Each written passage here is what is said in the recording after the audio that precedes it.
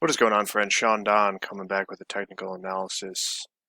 I would say here we have, and then insert name, but I do not have the name. These videos, this video and the next video, were submitted by a coach, Jamal Butler, at I believe it's Park University near Kansas City, I believe it is.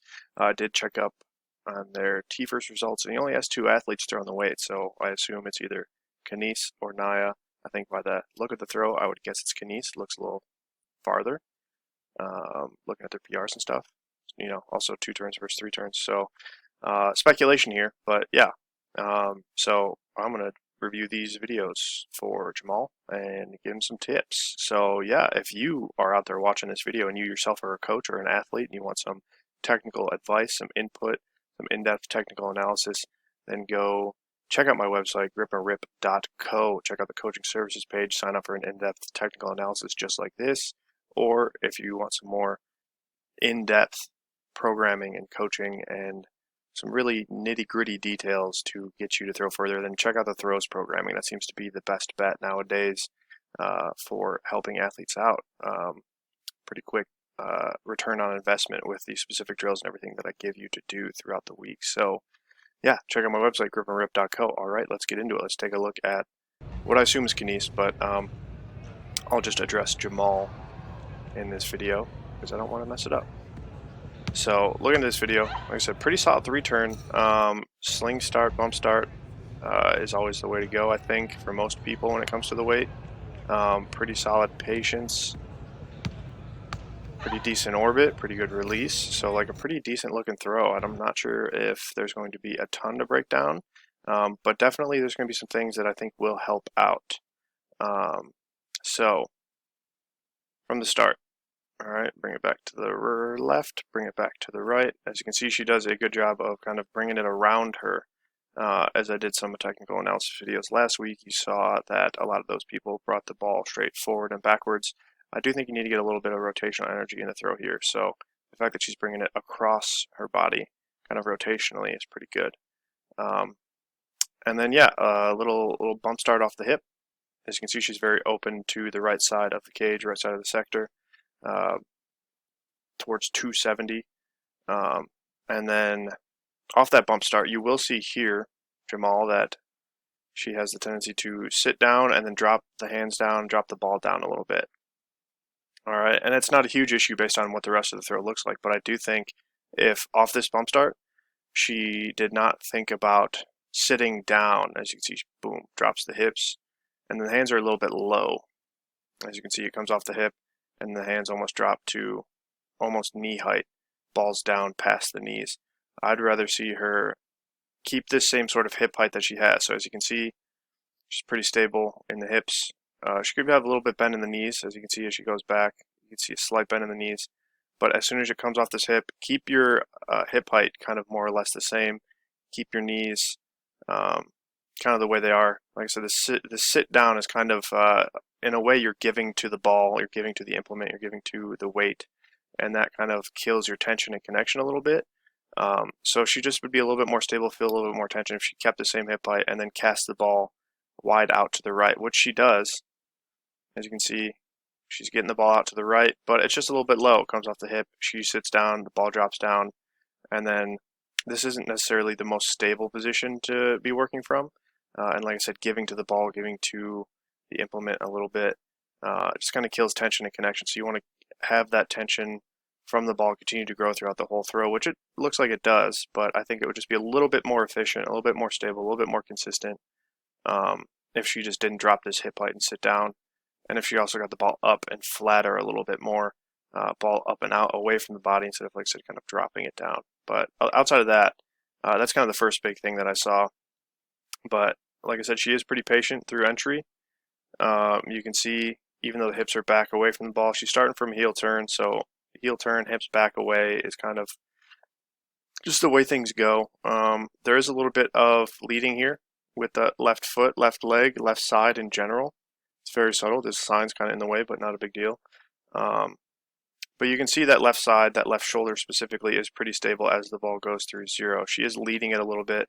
Like I said, I think this might come from her kind of giving to the ball a little bit in off that bump start. but pretty stable.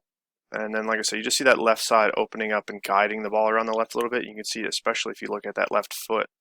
All right, right foot's pointed back at 0, left foot's pointed at 90, and then she kind of leads with that left shoulder and kind of pulls the ball across. But she is pretty patient, pretty stable.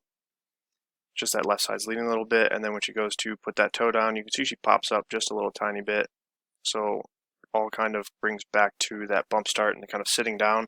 What goes down must come up. So you can see she kind of pops up a little bit here. If you look at the hip height, you look at the shoulder height, pops up a little bit as the ball goes around the left. But and then also you just kind of see that right side not really turning with the ball too much until it gets towards like the end of double support here.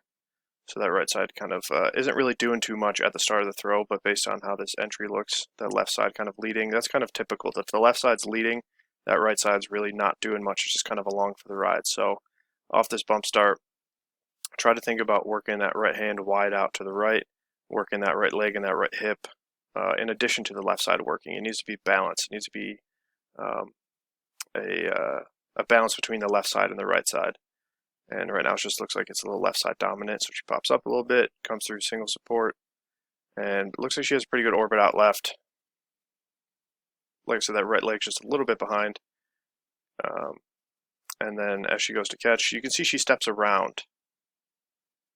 All right, especially if you look at that right foot, and now left foot, it's kind of the opposite, where the left foot's pointed back towards, the 315-ish, 45 before 0, and the right foot comes around and is already facing 0. So she is kind of missing a little bit of tension and direction there. She does look stable in her catch, like she looks strong enough to kind of handle this position, but I think if the ball stretches around the left, the right side's a little bit more connected through the entry, then just feel the ball stretch towards that right sector line, right in that direction. And you want to think about stepping forward towards the ball. You could also drop that left knee forward towards the ball as well into the sector. If you step forward towards the ball, you'll land hopefully with the ball more in this direction and the right foot also kind of facing that right sector line, which gives you, an earlier catch. An earlier catch means more stability for you to work with, where from this position, when she catches, the ball's a little bit late, just at about 270, maybe a little bit after. And then you see she over-rotated a little bit in the feet. That right foot's a little bit closer to the back of the circle than the left. And then from there, I'll see what happens. You can see it's kind of that same sort of thing. That left side's leading. So when you catch and there's not a ton of tension in the catch, that left side's going to pull more to create tension, which is not the best thing. She does look strong enough, and she is relatively patient through double support in the second turn. But then you see the kind of same thing as entry. Pretty stable through the body, but you see that left side start to lead towards the end of double support, guide it around the left, lifting up a little bit. If we go back and look at where the ball's at in the previous turn, it does get a little bit shorter on the left, so short orbit on the left means there's some inefficiency. And left side leading, kind of pulling a little bit, but she looks strong. Looks like she is using her legs pretty well, at least towards the end of double support. Same sort of thing though, kind of pops up a little bit here, lifting, shortening around the left. And then as she goes to step into the next turn, now you see the right side start to catch up a little bit more. And that foot comes down, but same sort of thing. It's like she's kind of stepping around, and you see this fence post is in the way. So you can't quite see, but it looks like, once again, there's not a ton of tension in this position. As you can see, her hips are already kind of facing more towards 0 instead of kind of facing more towards the ball.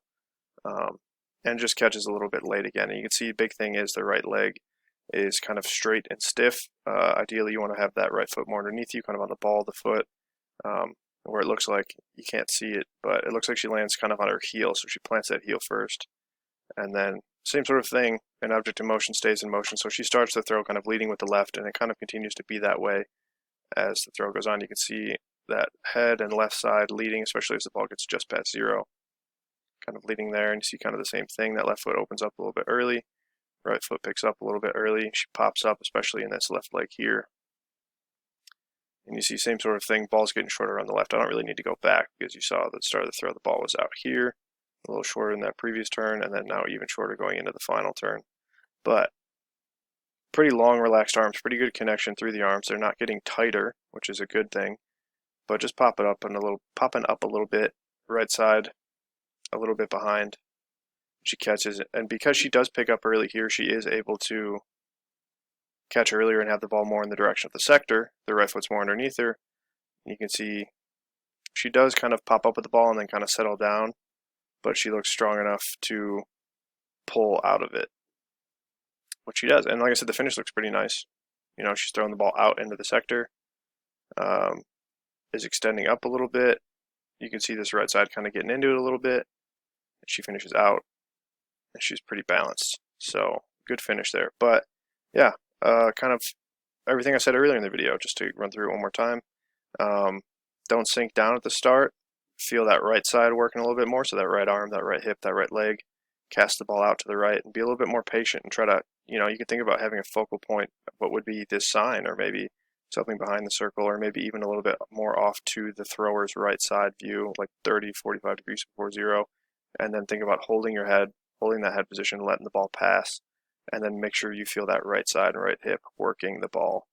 And then, like I said, if you don't sink down, you won't pop up here. If the right side's more connected, hopefully you catch better, have more tension, and you just kind of repeat that throughout the throw. So really how you start the throw is how the entire throw is going to continue. Like I said, she just kind of leads it with the left side a little bit, and then that kind of, you know, has its inefficiencies throughout the throw, but she does a pretty good job of correcting and finishing the ball pretty well. So it's like the body knows what it wants to do. You just got to set it up in the way that it wants to be working, I guess, in a sense. So yeah, Jamal, hopefully this helps. Hopefully this was enlightening for you. If you have any other questions, feel free to let me know. And if anybody else out there is interested in any sort of online coaching or in-depth technical analysis, go check out my website, gripandrip.co. All right, so thank you for watching. Until next time, Sean Don signing off.